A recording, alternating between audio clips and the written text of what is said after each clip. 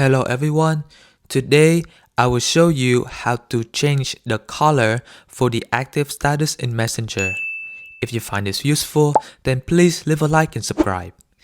So first you would need to go to Messenger and then click on the menu icon at the bottom.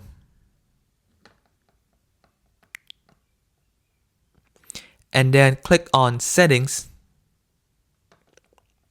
And then click on Accessibility. And then click on the color filter.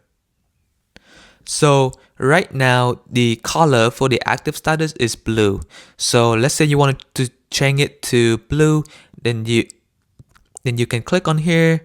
If you want to change it to red, you can click on here. If you want to change it to green, you can click on here. So yeah, this is how you can change the active status color. So this is very helpful if you have problem with the color. And if you find this useful, then please leave a like and subscribe.